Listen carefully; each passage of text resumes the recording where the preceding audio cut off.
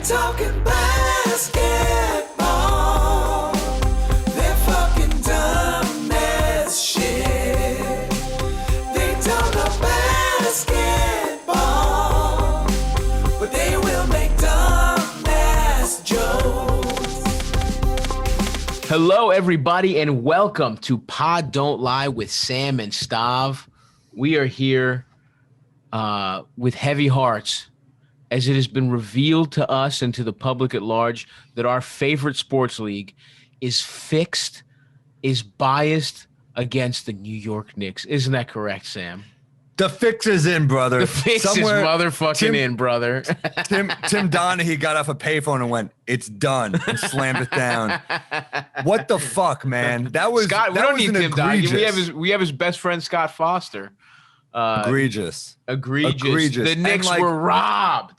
But let me tell you something, brother. There's good stuff to take from this game too. Yes. And you know what it is? The Knicks are back. Knicks are back. There is a baby. grittiness. Like, there's a lot to take from this Knicks-Nets matchup last night. So yes, we are instantly reacting. Last night, the Nets stole the scoundrel, the carpet bagging New York Nets. They're just putting together a fucking all-star team. No heart, Newark no Nets. soul. If you say New York really quickly, it sounds like Newark. They're the Newark Nets, the fucking Jersey Nets. These motherfuckers living in their fucking development, their mall of a fucking stadium. Okay, not the world's most famous arena, by the way. No, these motherfuckers are in a fucking tax write-off for some corporatist billionaires. You know what it is? The fucking league. Anyway, the Knicks just lost, battled back a game that most teams would have quit, wouldn't have even fouled on. The Knicks we don't know the meaning. Forced three. They were down, 5? And they, with like seconds left, and they forced 3 jump balls and a couple steals. I mean, this team is fucking unbelievable. Exactly. Dorsberg Go ahead. Dorsberg kept saying, this team will not quit. They have fight. And I appreciate that, Doris. I love you. Thank you for noticing. I will say this, though. People were saying, well, you know what? They already got their challenge, and they challenge. Guess what? They should have called it a jump ball to begin with, the second to last play. And then Kyrie clearly strips the ball. And you know what? Scott I love Foster, that Julius was so fucking angry. I love that he was storming the court. Obi Toppin's trying to hold him back. You can't hold back team you can't Julius, hold back captain. the engine. The engine will fight through anything. Yeah. The Pistons were lubed up. It was a wild game, and can I say that game was fun because we were and look, normally I can't help but troll Sam, even when we are watching a game together. It's this dynamic has made me not anti-Knicks because look, I am a Knicks. Like I root for Giannis always first and foremost. I will root for the interests of my Greek brothers first and foremost. But if I have a team, I didn't grow up with a team. We've been over it over and over again. The Knicks are my team. It's a team I choose to root for. I'm a stepchild. I've been adopted child into this family, but you call us dad. I call you daddy. We're a blended family, and I'm here for it. Even though the presents have been dog shit the last 6 years. I'm still coming you back. just gotta look for the presents, but they're presents. I had a Latvian fucking nutcracker one year that I was really excited for, and it got tossed away by Daddy Dolan. And that's misplaced. Fine. It got misplaced, but that's fine. So last night though, I couldn't help but root for openly. I couldn't even troll Sam in our texts. I was fucking. I wanted the Knicks. That's how I was bad angry. It was pit. It was a complete fixed job. Job. First off, it was a historic night. It was Emmanuel Quickley's first start in the NBA. Exactly. Here's a couple of takeaways. It's a lot like reverse 9/11. I'll always remember where I was. It was good 9/11. Emmanuel Quickley. It's as consequential for New Yorkers. IQ getting his first start. Our point guard of the future.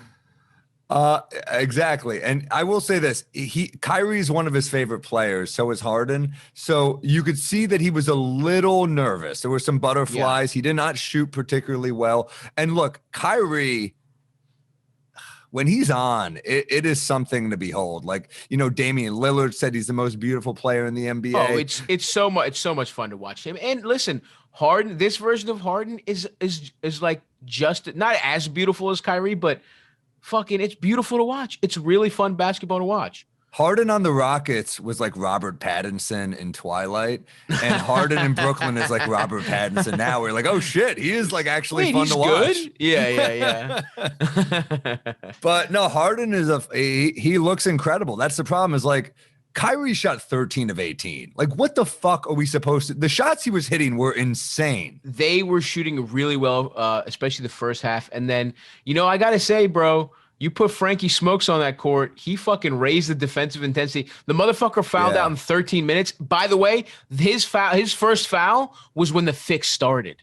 They fouled out Frankie, and because they knew that he had changed the fucking energy on the court. Offensively, he's not going to do it, but that motherfucker is showing that you're underselling it. Offensively, he can't hit a fucking shot. It is insane. But he did change the vibe. You have to admit. Defensively, you're right. The team was playing with energy when Frankie was on the court, and you need that energy because we don't have Elfrid Payton, who I know you make fun of. He's a very good defensive player. Good defensive player. Yeah. So we lost him. We don't have Mitchell Robinson who is a rim protector, who really could have done well against the Nets, who have a corpse at center right now.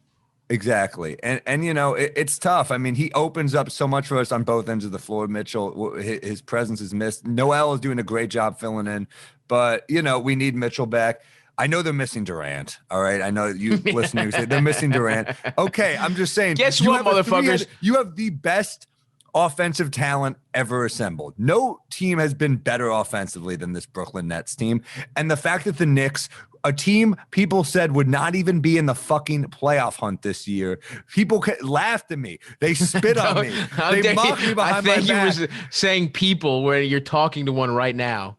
They laughed at me. But look, we're in the fucking hunt, and no one can deny this intensity. And no one can deny that Julius Randle is in the hunt for that third team All NBA, brother. Is there? You always have to take it one step further, you fucking asshole. Hit it, Harry. I'm finally with you. Not after we lost, man. We were fixed. Okay, he's muted. We didn't do it. He's muted. Okay. Well, Harry, I'm tired of this fucking bullshit. We got one in. And here's another thing. We didn't even mention against the Thunder on Saturday, Julius had a triple-double again, 26, 12, and 12. Put some respect on Julius Randle's name. I love that he lost his cool against the Nets. Obi's trying to hold him back, and he says, get off me, young buck. I'm the fucking leader. I'm the leader. Get the fuck off me. You'll be playing in Italy in next season. He didn't say that part. They're friends. But he fucking said, "Get off me." we get mic'd up. Get the fuck off me, bitch. Get off me, you fucking cocksucker. Get off me. You're gonna be playing for fucking Cheska Moscow, but as soon as the borders open up. Yes, dude, fucking that was a maddening loss. And I will say this too, like we just need another playmaker. RJ plays really tough, but we need a guy with Julius down the stretch because even without people like they didn't have Durant. Yeah, dude, guess what? Harden and Kyrie is still one of the best backcourts ever. Yeah. And look, the Thunder game was really fucking great. It was Randle had a triple-double, and RJ had a fucking great game that game too. But RJ's been playing well. Let's just also say that the starters for the Thunder were Alexei Pokashevsky, right? A 19-year-old that's 7 feet tall and weighs 110 pounds. Isaiah Roby, Al Horford, Lou Dort, and Theo Maledon. They didn't even have Gilgeous-Alexander didn't play that game. SGA.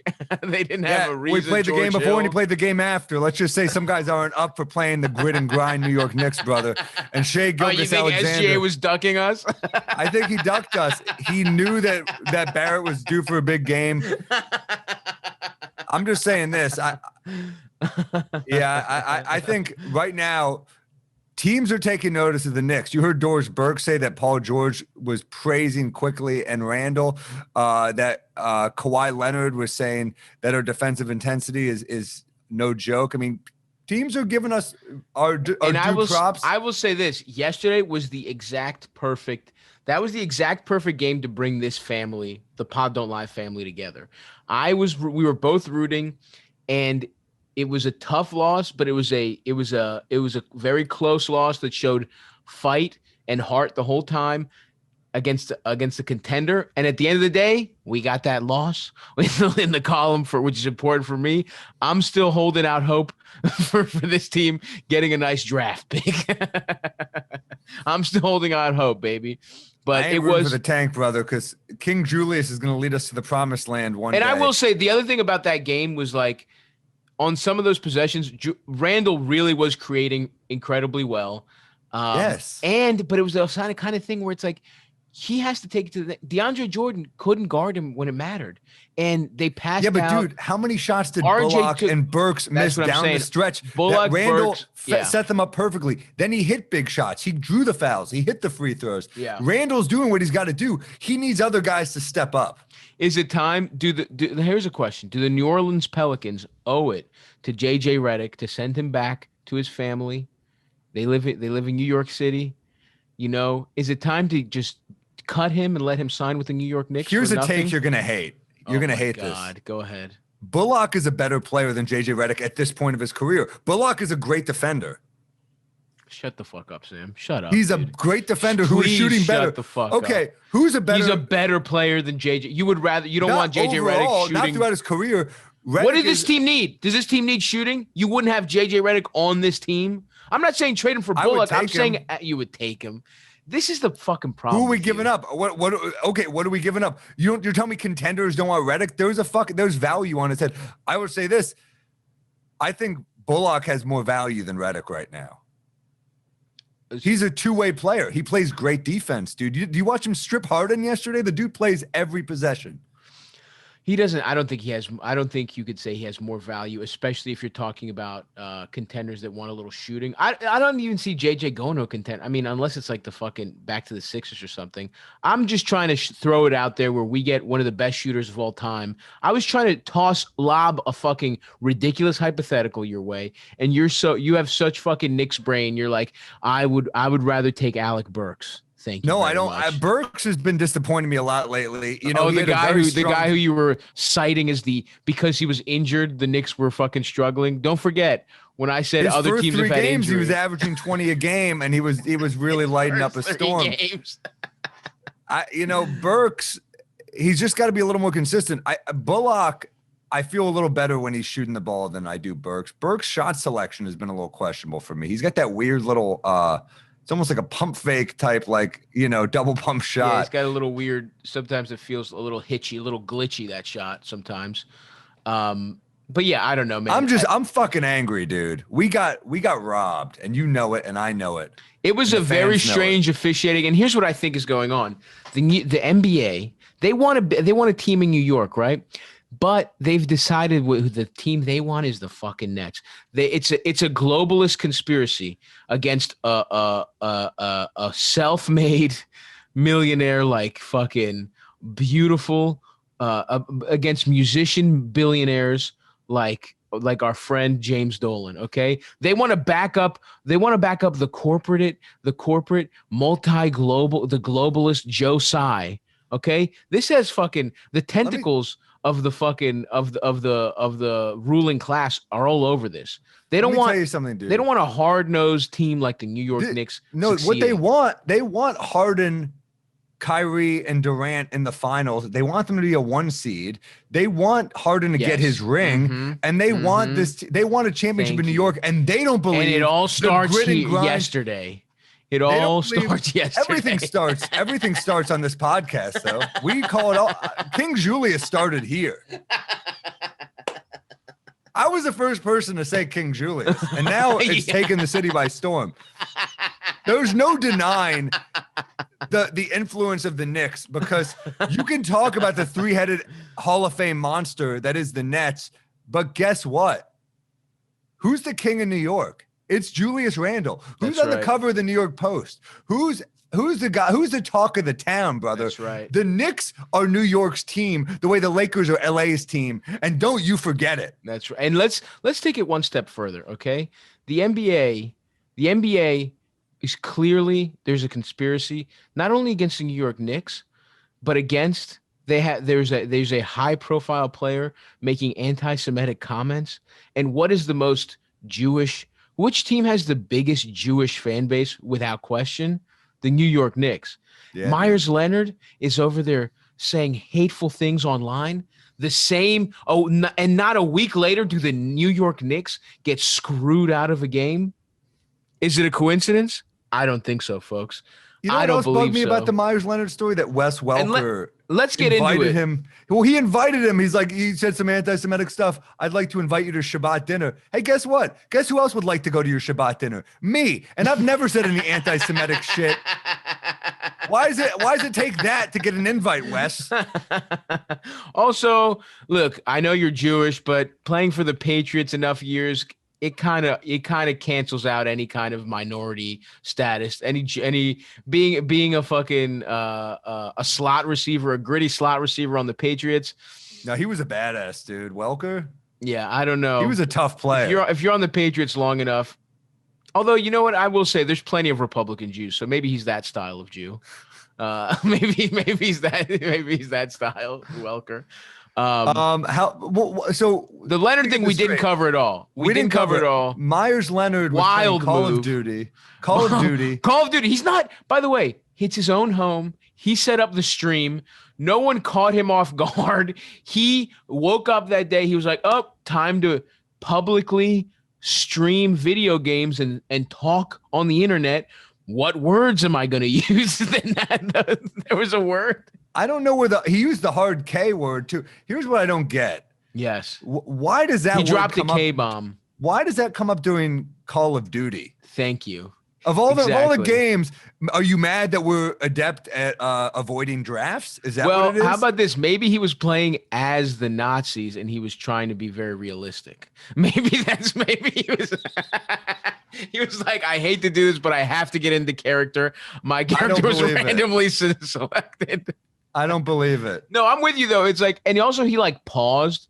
Here's the other problem with Meyers Leonard. It's like, you can't talk about, he says he didn't know what it meant. And he was like, whatever, and then at the same time, it's a really tough look to be one of two players that stood for the national anthem and say that and be like, well, I can't do it because I respect them. I come from a small town. We respect the military. And then just to be dropping slurs against Jews that he's like, I don't even know what they meant, which means that word's just floating around as like a fun word to say. Like without. And I loved how he paused. It really felt like he wanted to say something worse. And he was like, let me settle on this one. That's a fun slur. You know what I mean? And, I feel like we're like 2 days away from being like, geez, there was a 7-footer at the Capitol. And you just see a picture of him. And you're like, he's like, I didn't know what the Capitol meant. I didn't know what it. I wanted to go on the tour. I wanted to check out some flags, the Betsy Ross I like flag. Nancy Pelosi. That's why I went to her office to pay respect. Okay. Yeah. And you're right, man. How does it come up in Call of Duty? And it's just like, look, Meyers, you can't be fucking saying slurs. Definitely not during Call of Duty. Look, if you're driving through Williamsburg at rush hour and they've backed up one of their special buses, and it's blocking 2 lanes, you can, it's a different. There's nuance. If you know us, you can drop. You have like if you've eaten at a kosher restaurant and you've looked down at the prices. If you're getting bad service at Russ and Daughters, you can think it. But you can't say it on your stream. Also, this dude plays for Mickey Arison, who's a Jew. Yeah. He got suspended for what, a week and $10,000 fine. I would be surprised. That's it? That was it. I thought they said he's $10,000? $10,000, dude. 10,000. I mean, that's a little. That's double disrespectful to the Jewish people, Were they scared that if they made it like 100,000, he would have said it again? Yeah. Yeah. That's what they should have done. They should have been like the 100,000 and just tested his reaction. If he said nothing, like, all right, it's 10. Yeah. Exactly. That should have been the move. They should have sent a guy with like Payos. And they should have made the most Jewish guy of all time be like, it's actually 100,000, and just like, if he doesn't say it. You know what I heard actually is that it's 10,000, but he also has to watch Fiddler on the Roof on the live stream. So. Thoughts and prayers to Ian Carmel, who is maybe the biggest Meyers Leonard fan that I know. Oh shit! Also, I forgot a proud about Jewish that. man. So we're the Well, second I'll say half this about Jews: we're forgiving, though. We are forgiving. Like, you know, the fine was 50K from Hard Dick Harry. All right, I mean that's not nothing. That's something. We are forgiving people, and I think the fine was 50K, and he could knock it down to 25K if he said Woody Allen is innocent. Is what I heard. I like that you think that's a Jewish cause. Like we're not watching Allen versus Farrah. Like what the fuck? That's offensive. Now I'm being fined. I've been fined $10,000 by the NBA. Stav's been fined 2 hit-it Harrys. He can play 2 hit Harrys, and I will not mute Harry from now on.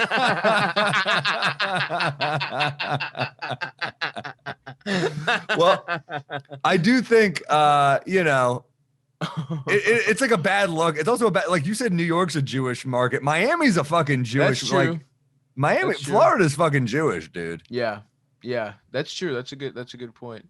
He's yeah, it's a bad look, and man. You can't be if you're Meyers. Look, if you're bad at something, if you're like a marginal player in the NBA, you can't be. First of all, no one can be saying slurs. But I have a feeling if Kyrie said something, look, Kyrie could dip his toe into like some kind of Hotep logic that is accidentally anti-Semitic without like I could see that happening. I got a feeling he's playing if it's the playoffs and he says something about, you know, how, you know, we need to invest in, you know, whatever. He just goes, you know, talking about how certain people control. If the next TV deal comes up and Kyrie's like, have you noticed who owns all the TV corporations? I got a feeling Kyrie's still playing. If you're Meyers Leonard, though, I guess I don't see him. I don't know. If you're the Heat, don't you you're not worth the fucking trouble. It's a tough, and also Kyrie, I do feel like shooting 13 for 18 against the Knicks is mildly anti-Semitic. But I will say that, choosing the Nets over the Knicks is on par with dropping a slur on a live dude. Stream. I'm a Nets fan. Are you? The absolutely. You know what? Durant and Kyrie should be fined as well for anti-Semitism. I do. They caused more harm going to the Nets than Meyers Leonard did on his live stream. It's actually true. More Jews were more sad by that than by. True. Yeah, I also think like you're right, Meyers Leonard. When you're like kind of, I wouldn't say he's a skilled player. He's a big man who can shoot a little bit. You know, he's a talented player. He's jacked. But you're right. It's not like there's a lot of great big men in the league right now. He's not. And he's not. I mean, he's playing a little more this season, but Miami last season really made a jump when they benched him when he got out of the starting lineup. And his contract, he's got $10 million for this year, but next year's a team option. I would be shocked if they picked it up. Throw down a donation, man. Yeah, you got to do something. Throw down a donation to a struggling New York Jewish business. That's what I say, dude. If Meyers Leonard takes like a trip to Israel right before the team option is decided by the Heat, then you got to start doing some math. If we see footage of him lifting someone on a chair at a Jewish wedding right before Mickey Harrison decides whether to take his team option or not, you know something's going on. He rolls into Mickey Harrison's office with a boombox like Radio Raheem. Hava Nagila, Hava Nagila, Hava. Na, na, na, na, na, na, Oi, Mickey! I didn't even see you there. This is so weird. We ran into each other. But anyway, we had to cover Meyers Leonard, and we'll see what happens. The Heat are streaking, by the way. They're on a 4-game win streak, and they look good. I mean, it was just, dude, Jimmy is so valuable. We talk about, it's interesting, the teams, you see the value. Certain guys that, like, you're right. Like I say, King Julius is one of the most valuable, but like you have to look at some of these other guys and their value. Jimmy Butler's one of them. Another one is Steph Curry, who I know they got blown out last night, but like when Steph's not on the floor, the Warriors look like dog shit. Is worse than a fucking G League team when he's not playing. It's fucking weird. Crazy. And you know what, man? The early season, like Wiseman was looking kind of good, and it's like, oh, he's big, he's athletic, he can shoot a little bit. Boy, is he not fucking. I still believe in his gelling. ceiling, though. I just think his ability is too good. I agree, to give but up on him. I agree, but I think the conventional wisdom, and certainly what I thought at the time was like the Warriors should take Wiseman because he can basically play that JaVale McGee role. He can play that, he'll just rim and whatever. And they don't want it. They shouldn't, it doesn't make as much sense if they take LaMelo because is he going to fit? Is he whatever? And that has proven to be so false. I mean, let's just be fair. On one hand, LaMelo's just he should have been the number one pick. I think LaMelo has showed himself to be. Do you think that his dad played a big factor in that? He might have, but I just think even one way or the other, I think his dad, playing in Australia, I think if LaMelo had played in college ball, he would have been the number one pick for sure. But that's neither here nor there. I think. But don't you think that like his dad kind of dipped his toes a little too hard? That's what I'm saying. He's kind of disappeared a little bit, but Lonzo was kind of the family guinea pig because he was the oldest. So I think LeVar really did his media tour. Well, I think there was rookie year. I think there was a number of reasons that, and that whole narrative that was going around about his, his fucking interviews weren't like good or whatever. But I think that either way, though, I just think people were just wrong about how good LaMelo was. I think he's shown himself to clearly have been the number one pick, and it's the Timberwolves are going to look very stupid, but also the Warriors are looking stupid because Wiseman is not that guy. He can't really play that role. He's not. He's more of a skilled player. The T-Wolves look stupid yet because I think Edwards could still be a fucking killer. We don't know yet. He's not. I don't think he's going to be as good as LaMelo, but like that guy looks pretty fucking good. LaMelo is. I mean, dude, I wasn't really watching them that much, and I've tried to like get a little up to speed on LaMelo. I've watched a lot of like condensed games on League Pass, and I've been looking at his stats. The motherfucker is I mean, I've been seeing the highlights, but it's one of those things where usually we see highlights and then you look at the especially a rookie stats and it's like, oh, he was actually dog shit, but he had 2 good games. LaMelo's the exact opposite, where it's like the stats don't even tell. No, he looks like Luka a little bit out there. It's pretty crazy. He's getting to the point where you're like, oh, is he after Luka and after like Zion, is he the best young player? Like even over, like it's a conversation. I love Ja Morant, but it's a conversation already. That's how good he's been. Dude. I think if we're talking young players, I think another guy you got to throw in that mix is Gilgeous-Alexander. SGA for sure, but I think his numbers are fucking stupid. You're right. His efficiency is stupid. I think you're right, and he's playing with. You want to talk about playing with a fucking G League team, the Thunder. I mean, he's been playing with some fucking dog shit. But anyway, my point is, the Warriors.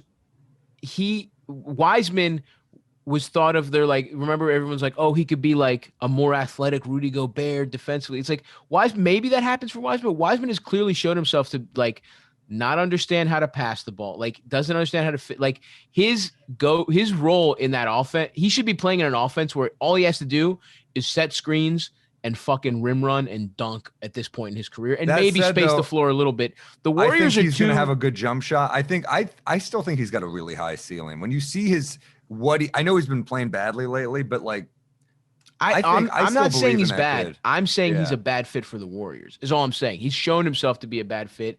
And it's LaMelo, interesting too because the Warriors never really needed an elite big man when they were at their best. When we think about Zaza Pachulia or JaVale McGee played very well for them, but like they never. Well, those guys did dirty work shit, and exactly. Wiseman. That's what I'm saying. I thought Wiseman could do it because he's young. And he's athletic, but he's just not. He's more of a skilled player. And no, you almost got to think of it like NBA 2K or some shit. You're like, would I pick him in this game? He doesn't really fit. You need like a Steven Adams type of guy. And what's crazy is to think about, like, I mean, this brings me joy to say because I like Warriors fans suffering. LaMelo. Everyone was like, they need a player to extend this like dynasty. LaMelo 100% would have been that player. Can you imagine next year LaMelo with Clay and Steph? But here's my question. Unbelievable. Do you start all 3 of them? Yes, of course. LaMelo's that good, bro. LaMelo is that good. And he's that good of a passer. And you want to talk about, I mean, LaMelo is almost like, it's like, remember, like we were talking about how they had all the Livingstons and they had the smart role players. He's like that, but like on fucking steroids. He's like, imagine if Livingston was also an All NBA player. That's who I think you make a great point. I think then you can bring a guy like Oubre off the bench and it would have looked okay because he would have filled that Iggy role. right now, Oubre, my man, I love Oubre, but he's just not looking good. I mean, No. and he's not in And the he's right costing position. Joe Lacob millions of dollars because of I his think luxury you got tax. to you got to make that move based on what you've seen from the last couple of years. But no, it's not looking good. I think with a healthy Klay Thompson, it's a whole nother story. Yeah, absolutely, for sure. But at this, that was a little aside on Wiseman that is just something that just the war when because we were talking about how bad the Warriors offense is, and I think he's just a fucking young kid who does not understand that detailed of a fucking offense yet. That's really what it comes down to. It's not his fault, and I still think it's probably good for him long term, his development. But I don't know if it was the right thing for the Warriors. Is the vibe I'm getting right now. But anyway, the Warriors. So last night we already talked about Knicks Nets. We briefly mentioned how the Lakers absolutely trounced the Warriors. LeBron had a triple-double. Steph was doing everything he could, but that team is they're playing fucking redheaded Nico Mannion, who looks fucked up. Imagine that guy looks like you should be fucking buying acid from him at a Grateful Dead show. He does not. He looks like a nerdy South Park kid who you're just like that kid. Yeah, there's something off with his face. It's a nightmare face. He plays hard though. I like that, but I will say this: the Lakers.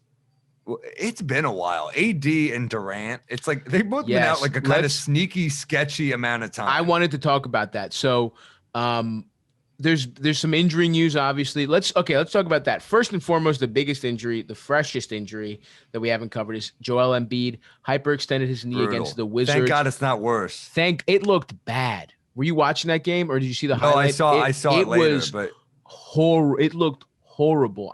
It was the kind of thing where you're like, oh, he's fucked. Like this is what happens. Like and I don't want the fucking Nets to waltz to the Eastern Conference Finals. No, and also they will without the Sixers are the best bet. Philly deserves this, man. I really am like.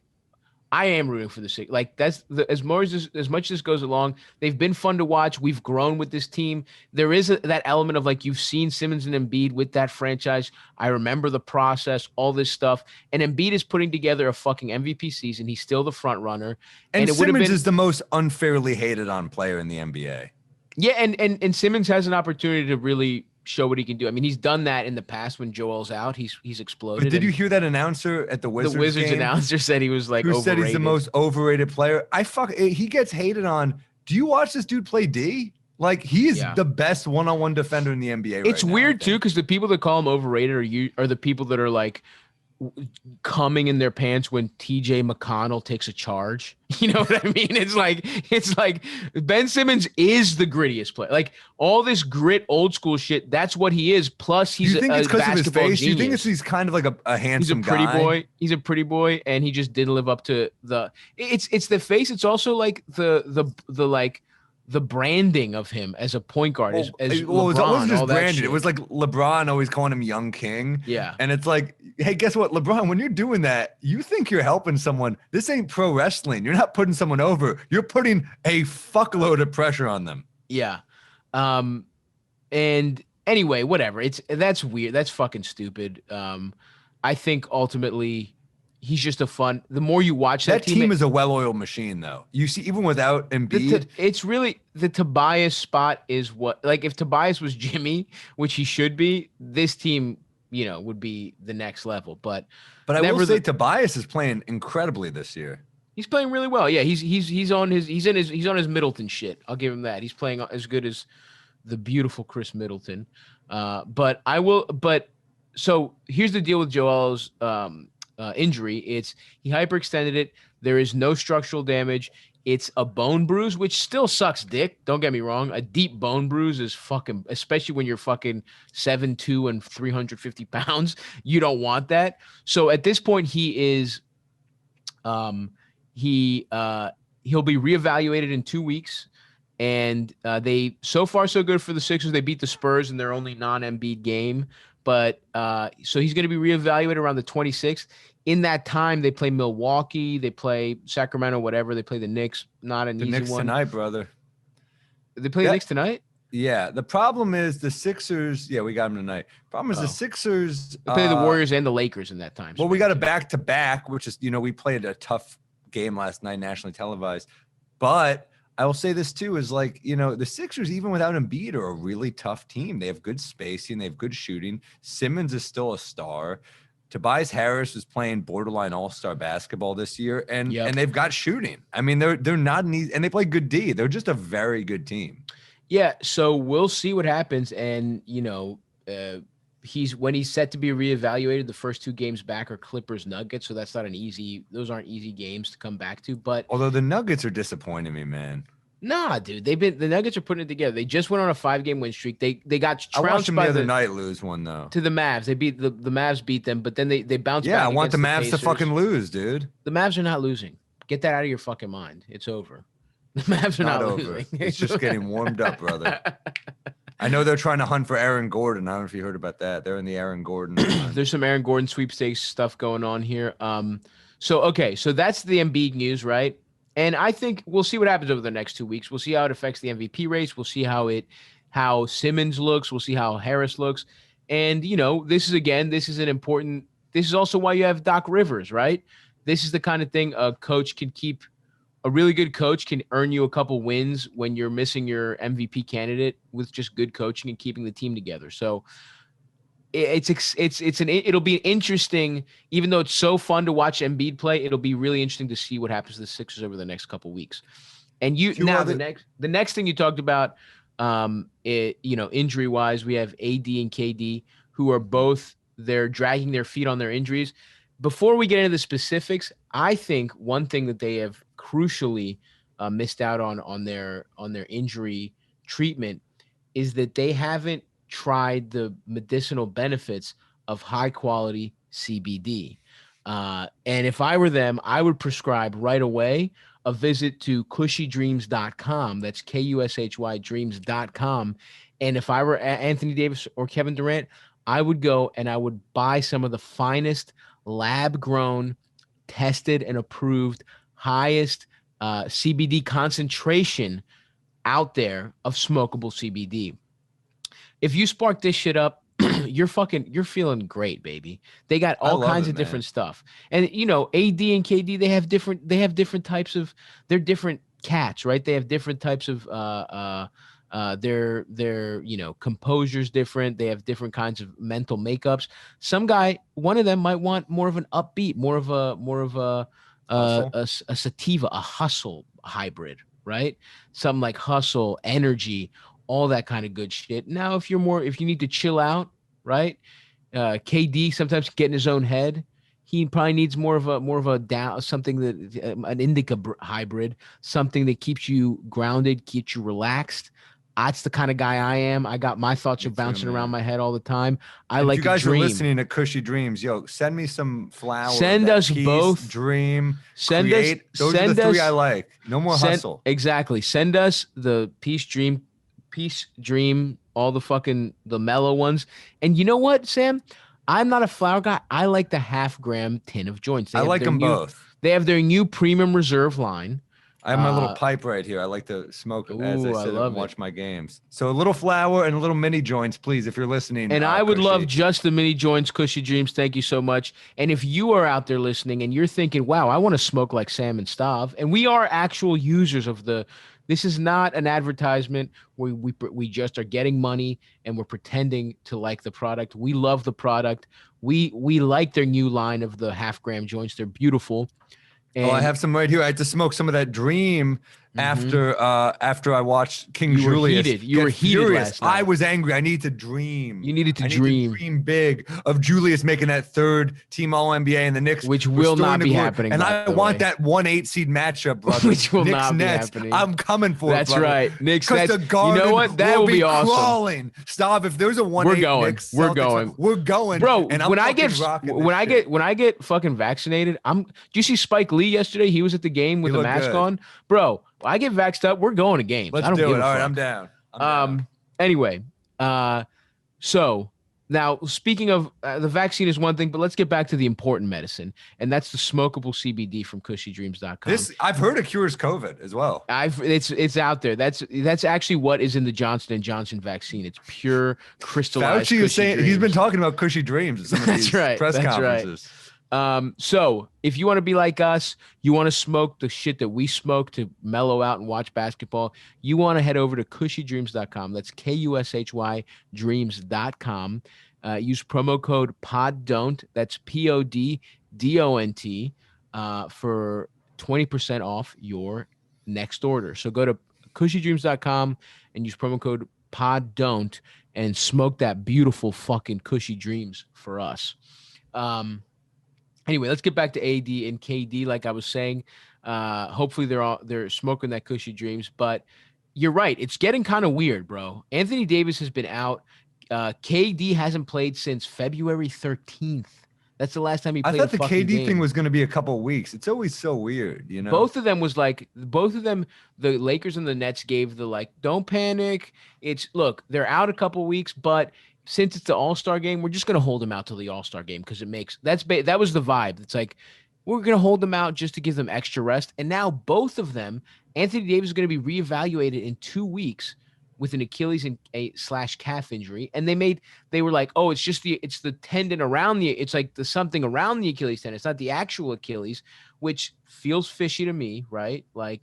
And then KD, it's his hamstring. But like we said, he hasn't played since February. And he's looked great in the games he's been there, but he's missed a lot of time for COVID stuff too. Let's not forget. So he's not really played that much time. Now, at least with KD, they're calling it they're being cautious with his ramp up.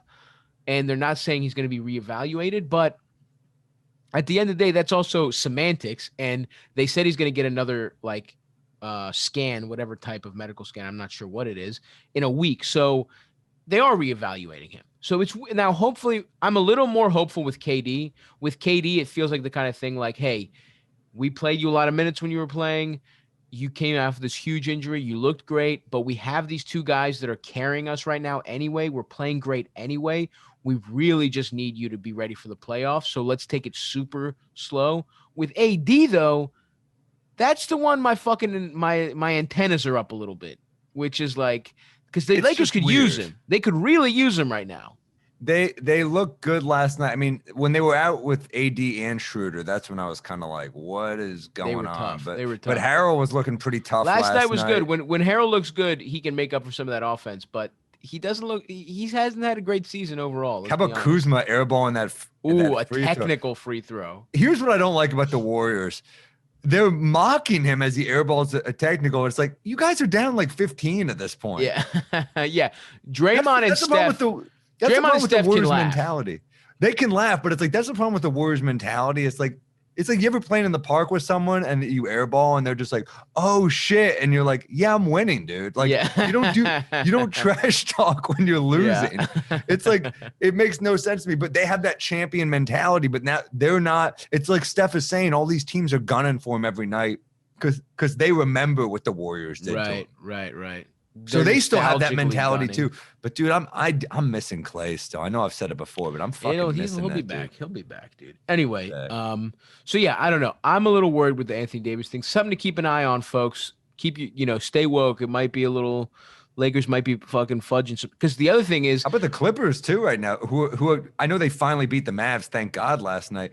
But the Clippers were fucking slipping, dude. They were fucking on a skid. They dropped to 4th in the West. And they looked bad. They had some really tough losses. They had a loss to the Pelicans. Pelicans had one of the weirdest back-to-backs where they get trounced by the Timberwolves. It's a wire-to-wire blowout after the All-Star game. They had Stan Van Gundy coming out there trashing the team publicly, which is not a good look, Stan. Let's not forget why you got fucking fired, why Pat Riley stole your championship. It's because you were a little too fucking mouthy in the media against your star players. So let's keep that in mind. Although, you know what? If Stan gets fired, keeps the 3-year contract he has left, and is back in the booth, that's a win-win for us. I miss him. I want him. I'm not going to be mad if he gets fired because I love him. I love him on air. I don't wish that for him, but I miss him so much on the air. And then anyway, they get trounced by the Timberwolves, and then they fuck up the Clippers the next game. Jackson Hayes absolutely has a hilarious poster on some Reggie. He had thrown down a few hilarious. Yeah, dunks. he's a crazy athletic athlete. Yeah. But Anyway, yeah, the Clippers were fucking sliding, and then they had that win there. Okay, I declared the Jazz frauds after they whined about the Philly game. The Clippers are also frauds. They're on. Who wins right now in a frauds. 7-game series? If you got Jazz Clippers right now, who do you take? Ooh, Isn't that? It's kind of close, right? I think I would pick the Jazz. Me too. There's something about Ingles. Something about Ingles and Paul George. They're both frauds, though. Let me be clear. They're not making it to the finals. Somebody else is beating them. I think the Jazz are Lakers. number. I take Jazz number 2 right now. I could be. The Suns persuaded are also looking interesting. The Suns are looking good. There's too many young guys on there. Like, no disrespect to Booker, he's a killer. I love CP3, so I'm rooting for him to get that ring. Bridges and Aiden are both very young. I think Bridges is terrific. Aiden worries me a little bit, especially in a series. I trust against Bridges Gobert. more than Aiden. Oh God, yeah. I mean, Yeah. Bridges is. Julius is the most improved player, but Bridges is number 2. Yeah, Bridges has looked very good. Bridges is great. I'm so mad we passed on him. He could have been a Knick. Yeah. Kevin Knox, man. No, he's still coming around. What was it? So, okay. Who knows? I mean, the Clippers, I just don't believe in anymore. And the Jazz I like, but they are frauds. I don't know what the Clippers are doing. I kind of don't get it. It's funny. I think it was Barkley or someone was saying that like George and Leonard just don't make a lot of sense together. It's like they don't really like play well together. It's kind of like my turn, your turn. Whereas they do make sense together, though, in theory. Because they're both in theory, but you watch them play together, they're not like ever assisting each other. You know what I mean? Yeah, it doesn't gel. And you're right. I think the point you were about to make was the Nets make no sense. And then but it works. It works because they're that. Yeah, they're that. Harden good. is that great a passer. I mean, Harden running point guard. Yeah, really, playmaking is really. Beauty. Playmaking really is the thing that lubes everything up. And those guys, they don't – Kawhi and PG are not playmakers. They have all the other skills, but they do not really – they're not – I mean, Kawhi's gotten a little better, but it's not his natural fit. That team really does need a point guard or someone to fucking, organize that offense, because having those two guys on the wing on paper is like one of the best case scenarios you could want, especially with Serge being a stretch big that plays some defense. But anyway, why don't we do a little trade talk here to fucking end the episode? Well, before that, I just want to make a quick note. CJ McCollum is back, so that's exciting for the Blazers. Oh, that's huge. CJ's back. And also another note to make is that Karis LeVert, big ups to him. Motherfucker's back after getting cancer chopped off his fucking kidney. So salute to that guy. Awesome. I hope he's all right, man. He looked a little rusty, but he wasn't bad in the Pacers return. And like we were talking about, the Pacers really, I mean, they traded Oladipo and just didn't have anybody. So there's another guy in their trade block right now, and it's young Miles Turner. It should. I mean, Miles Turner. That's the thing. Sabonis and Miles Turner. I like Miles Turner. They just don't make sense together. Well, here's the word in the street, and what they should work together though. No, they're both centers, bro. It's the modern NBA. Sabonis he's a power forward. He plays. You don't want him guarding fours. He's kind of like a Him and Julius don't make sense, bro. Julius does not make sense either. Let's not with Turner. Julius just is a weird player in today's NBA. He's maximizing he plays better his defense than Sabonis, so. Yeah, okay. But that's what I'm saying. Like, Turner, the Knicks are the first team listed on Real GM in the mix for Turner. Why? Knicks, Lakers, Clippers, Hornets, Pelicans are all interested in Miles Turner. Pelicans make sense to me because you need a 5. He makes so much more sense because Zion is a weird, like, you don't really want a 5 that clogs up the lane, whereas you could use you thought Zion should be a center all along. Well, if you're going to yes, again, I do think that, motherfucker. Don't try and the same way I think in the Pacers both have their 2 centers functionally in today's game. Zion should be playing the 5. If you are dedicated to not having him play 5, then especially the way that they're playing him right now, you need somebody to provide some rim protection, but also not clog up the lane on offense, because the lane has to be open for him on offense. It doesn't make sense for him to have a Steven Adams with him, but a Miles Turner who can protect the rim and then space. That's the kind of guy, if it's going to be anybody, that's the only kind of guy that makes sense. And you could say the same for King Julius, and I think they would work well together. You cannot say the same with King Julius. Yes, you can. He's not the You're same wrong. level You're of talent incorrect. as Zion. He's a much more skilled player. Zion's more athletic. Oh, don't you even you would Let's look at their 3-point numbers and let's look at their assist numbers. There is no discussion about who the better player between Zion and Julius is. At this point of his career, Julius Randle's a better player. You are milking the one good season this motherfucker 31% from 3 for Zion and 3 assists. Let's look what Julius Randle's doing. Let me ask you something. Would you rather have Zion or Julius Randle? At this moment, no. I'm not asking. There are no qualifications. Zion has a higher ceiling. There are no King qualifications. Julius is the king of New York. I need you to answer the question: would you rather have Zion or Julius Randle? With no qualification, whatever it means to you, I need to hear an answer. I think once in a lifetime, a leader comes along that's special and that captures the flavor of New York City and gets behind our heart. And you got no chance that I'm turning on King Julius when the master is just coming to the city, brother. Who would you trade for Julius Randle? Let's have that conversation. Who do you think? Would I trade for? Yeah. He's not on the block. We're building around him. Okay. So you won't admit Zion for Julius. How about Luka for Julius? The salaries don't line up. Okay. No. That's not what I asked you. Would you rather have Luka Doncic or Julius Randle? If I'm the GM of the Knicks? Yes. I find a way to put them together in New York. That's not what I asked you. I think you think that Porzingis is good with Luka? Wait till you see Julius with Luka. I'm tired of you, man. All right, let's talk the about Luka Julius connection. That's fucking coming, brother. Let's talk about. Are you ready to admit that Julius is better than Kristaps Porzingis? No, I'm not. How about that, motherfucker? Oh. How about that? I'm not ready to admit that. I'd like to see one nice season from Kristaps, one fully uninjured season. Now, maybe it never happens. I wanted to see that in New York. We never got it. Maybe we could have if fucking they treated him with some baseline of respect and there was any kind of vision for the franchise while he was here. Okay. How about some trades? You want to talk trades? His second season's disappeared just like his rape allegations in New York. Damn.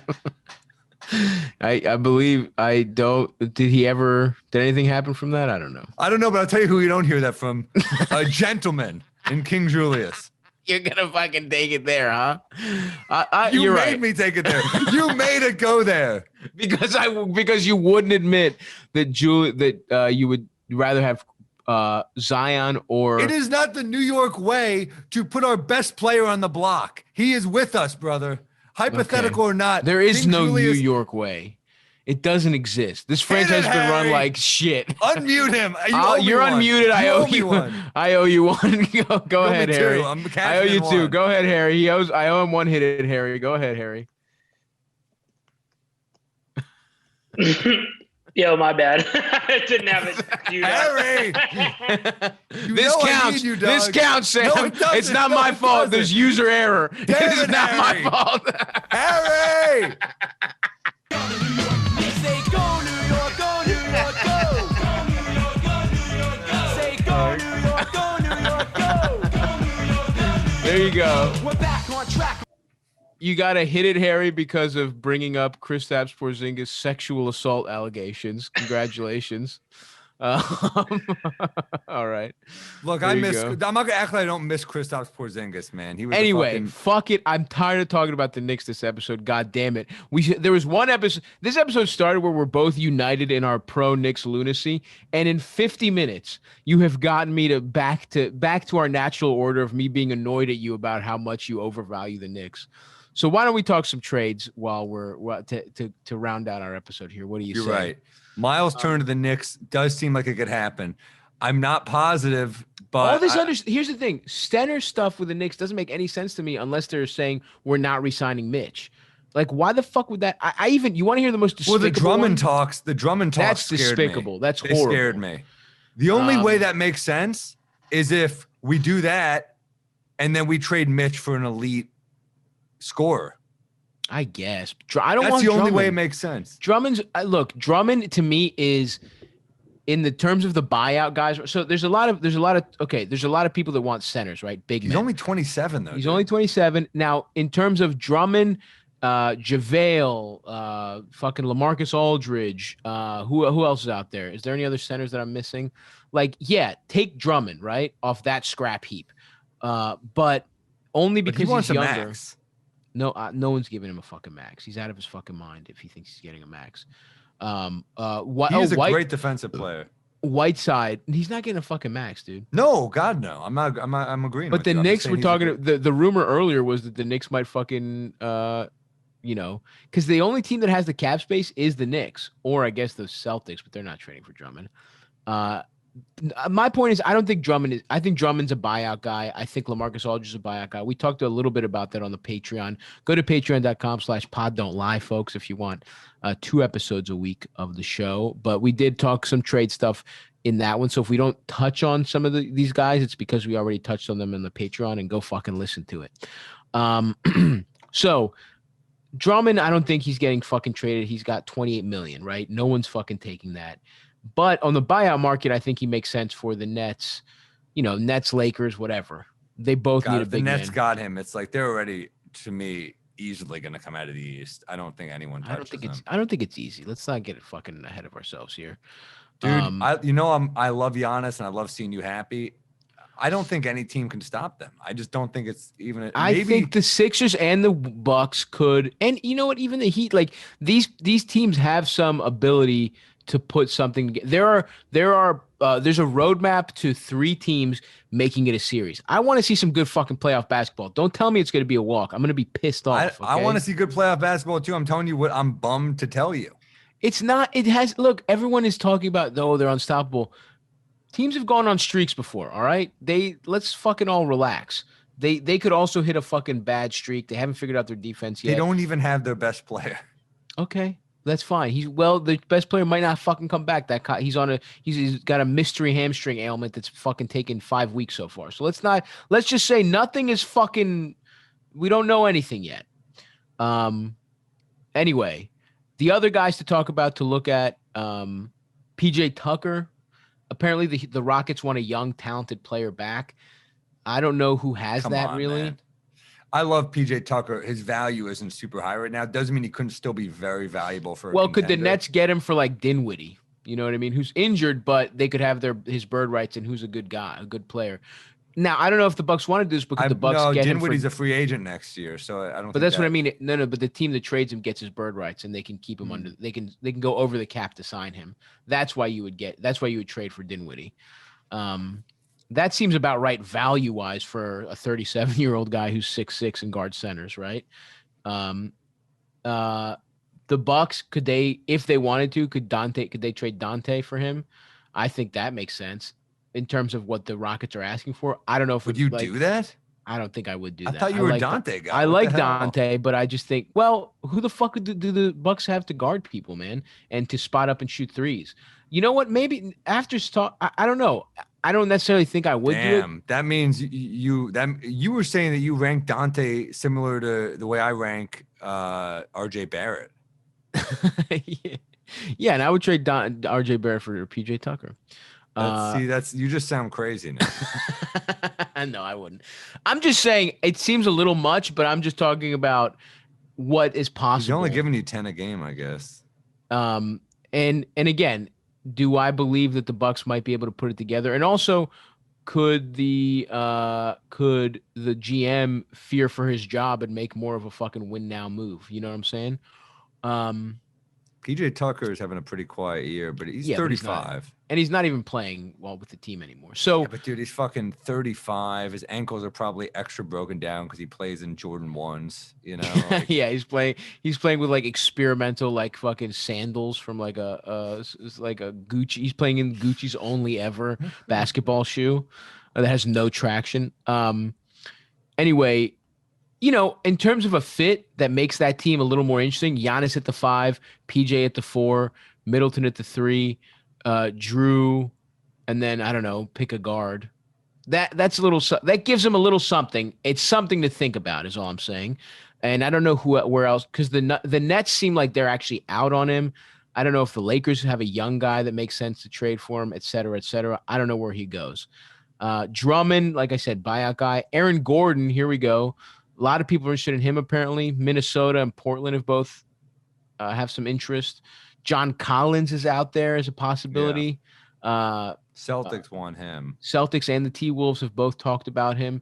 Those guys, I don't know what is Aaron Gordon's value? I'm not even sure. Like, I guess a shitty first rounder. Is he that bad at this point? Is he like what Mook got you last year? I don't know. Like a mid-tier first round. Like I remember when the Cavs were trying to pair him up. That was like the big piece for Bond. He's only averaging 13 a game. He's shooting 36 from 3. He'll get you rebounds, 4 assists. Yeah, and he's an athletic, and in the theory of him as like a defensive player more than anything, and sort of a rim runny type guy. He definitely needs a change of scenery. That guy has not lived up to it, and I could see him leaving and being pretty good. I think Orlando, you just get fucking exhausted. Orlando's got a lot of guys that's like Fournier. Does somebody need some scoring? Fournier could go. Why not? Oladipo was drafted by Orlando, and he didn't pop till he went to the Thunder, and then he really popped with the Pacers. Indiana. And then the other one, the guy that I think, because I don't see Kyle Lowry happening. I just don't see it happening. I think the contract is too big, and the Raptors have gotten fucked because of COVID now. Like, they were kind of putting it together, and now they're missing half their guys all the time. So they have really gotten fucked, and it's looking bad. But I just don't see Masai trading Lowry for fucking nothing. And he means not too only much that, to the city. And the contract is big. If the six people keep talking about the Sixers, but they'd have to trade a lot to match the salary, and I don't know if the Sixers want to do that. But he is kind of the face of that team that won the title, even though Kawhi was the best player. Lowry was the guy with the longest tenure with the team, and there's something special about that. I don't think you could just give him away unless it's an incredible deal. Yeah, I don't know. I think, my opinion. But at the same time, it's like, what if he doesn't want to come back?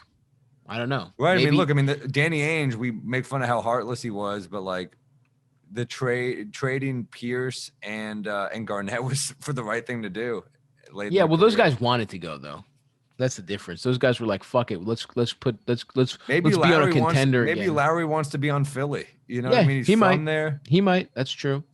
And then there's also other guys to keep an eye out on. I mean, so because Lowry's not going to happen, I think George Hill makes for all the teams that Kyle Lowry makes sense for. George Hill is he's a cheaper option. He only makes about $10 million this year, and he's got a team option that's only partially guaranteed next year. So he doesn't have that much money on the books next year, although you could just keep him around. I think the Clippers, like the Sixers, all the teams that are talking about Lowry, George Hill gives you, 70% of that, maybe 75, maybe even more, honestly. When George Hill is on, he's on. And I'm pissed. No, you're underrating Lowry. You have Bucks bias, dude. The way George Hill played out of his fucking mind when he was on the Bucks. If the Bucks had him right now, I'd feel a lot better about where they were. And I'm pissed. I'm pissed at the fucking piece of shit GM who gave up John Horst, who gave up so much for Drew. Why the fuck did George Hill need to be in that trade? Every 3 first-round picks aren't enough. You have to put fucking George Hill in there. You fucking they prick. Gave up too much. Bledsoe and George Hill. Give him fucking Bledsoe to make them fucking salaries match. But why'd it have to be George Hill? It couldn't have been some fucking cocksucker off the bench. I'm pissed. I agree. The Bucks need George Hill right now. And George Hill is good. Fuck you too, Sam. I'm not overrating him. I think he could really fucking do what you need him to do, especially if you're the Sixers. Suck my fucking little nuts. That was a good rant, dude. You got my fucking nipples hard. Then you also have other guys, Devontae Graham. I don't think he's not. I think he is a good player. I like George Hill. I just think Lowry is really good. Yeah, that's fair. He's a really good player. I'm not saying that George Hill's not fucking good. I just think Lowry he's an NBA champ, and he did it in a way where he was the second most valuable player on that team, and he's been an all-star how many fucking times? I just saying don't sleep on Kyle Lowry. That's I said he might be a little more than 75% of him. That's not fucking underrating the guy. Fuck you. All right, fine. I'll give you that. That's fair. Then Devontae Graham, keep an eye out on him. Like, he was a sensation last year, but they don't need another like scoring guard, especially Terry's playing out of his mind. Obviously LaMelo's that's another dude. That's a dude minutes. You slept on, man. Scary. I admit that. I'm a man of fucking of modesty and and the ability to. I like Scary Terry ever admit when since I've he made went a on mistake. First Take. That was one of the most entertaining episodes. He rules. He fucking rules. And I did I sleep love on him. Scary Terry. I slept on him, and I apologize, Terrence. And then the scrap heap, we got fucking Trevor Ariza, Wayne Ellington. He's a good shooter. Get a second, maybe for a second rounder. I saw something about Avery Bradley, but I don't know. Couldn't the Heat just kind of keep him around? I don't know. And then we talked a lot about it on the Patreon, but the Harrison Barnes is something to keep an eye out on. For the Celtics. I mean, the Kings need to be trading everybody. They just got their fucking. They just lost. They just gave a win away to the Hornets last night, and they need to be fucking. Everyone should go. Harrison Barnes, Bielitsa, whoever Luke the Walton. fuck. Luke Walton needs to be the fuck out of there. So Yeah, dude, when are the Kings gonna put together? Bagley can't stay healthy. Bagley I just know. fucking broke his hand again. That It's guy just over, can't bro. Stay healthy, man. They should have traded Bagley this year if he wasn't injured. They can't How trade did him the now. Knicks get De'Aaron Fox? That's not going to happen. The Kings are building around Fox. Admit and that you would love him on the Halliburton. Knicks. I would though. love. Are you kidding me? That would be a dream come true for me. Mitchell Robinson and Not going to Alfred happen, bro. Not going to fucking happen. They just maxed him out. But it would be great. I would love it if he was on the Knicks. So that's some trade stuff to keep your eye out on, folks. We will be reporting. We'll have word on the streets. We'll have everything you need coming up with the trade stuff, probably on the Patreon, but also on next week's free podcast. A lot of good stuff still going angry on. about that game, dude. That game still is pissing me off as well. If we get revenge, I mean, it's just tough. Philly's a tough team on a back-to-back. This is gonna be a tough game tonight. Yeah, a very Even tough without game. Embiid, that's a tough defensive team. That's a good team. It really is, man. Julius Let's Randle see. played big minutes. I mean, I'm worried. We don't have depth at point guard. I love Frankie Smokes, man, but he can't hit a fucking shot. Yeah. We need Rose or Payton. We just need that depth. Yeah, you could use a little depth for sure. Well, let's keep it. Let's see what happens. You know, we got to keep our eye out on the battle for steak as well. The Bulls are 3 games behind, but they had a big win over the Raptors recently. So Jeez. Listen to this. Ntilikina, his last 3 games. I don't want to hear it.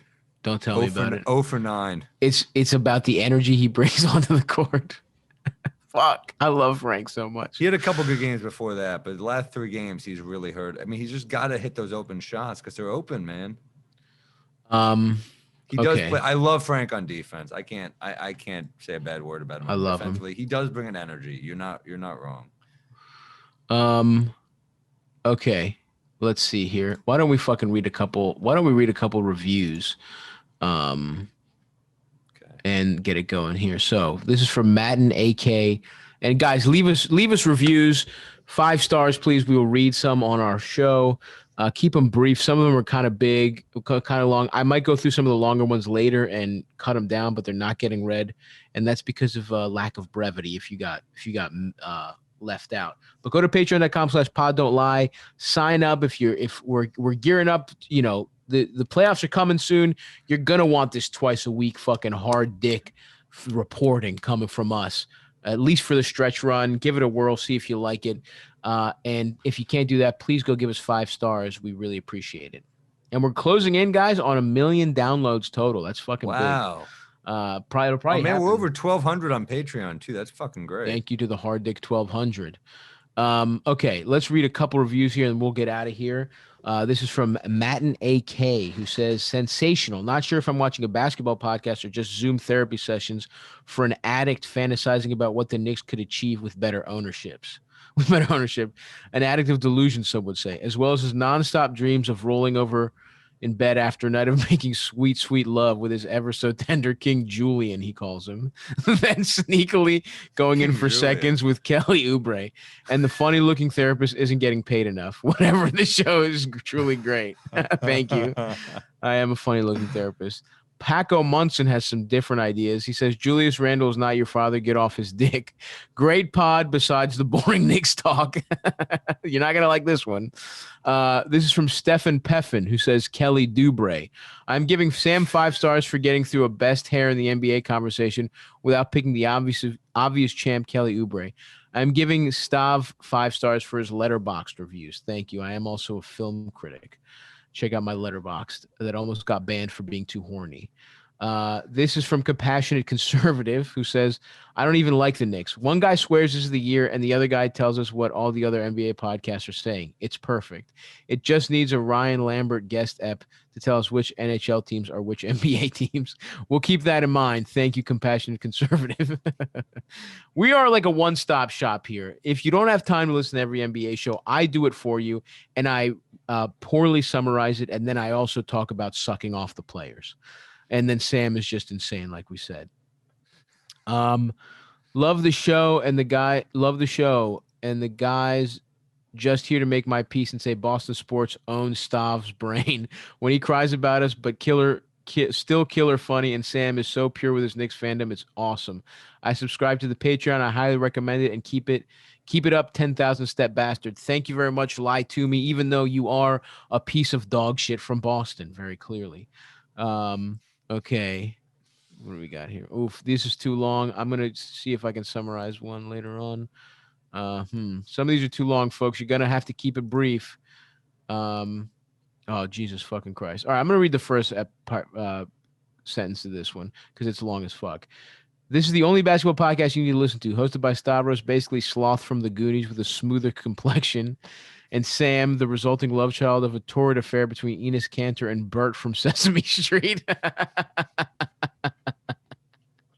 That's pretty good. Stav takes a break from trolling movie review websites and selling calendars to hate on the Warriors and offers body to Giannis. Sam, on the other hand, is kind enough to set forest fires in my home state with his Jewish space lasers, just so I can know what it feels like to be a lifelong Knicks fan.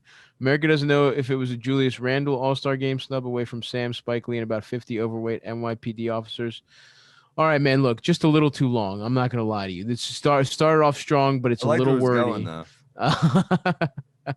If you're into podcasts where any player on the Knicks except Randall can be traded straight up for LeBron, look no further. Great game reviews and lots of good jokes peppered in. Highly recommend. Thank you, Joe Laif. I love LeBron, but he's never made the jump in one season that Randall made this season. The sky's the limit for King Julius. Okay, we got to end it on. We're not getting a better sign off from that one. So thank you, folks. Can Julius get a fucking signature brand sneaker so I can stop wearing other players? No, he can't. Come on, man. What are you talking about? This is New York, brother. This is New York state of mind.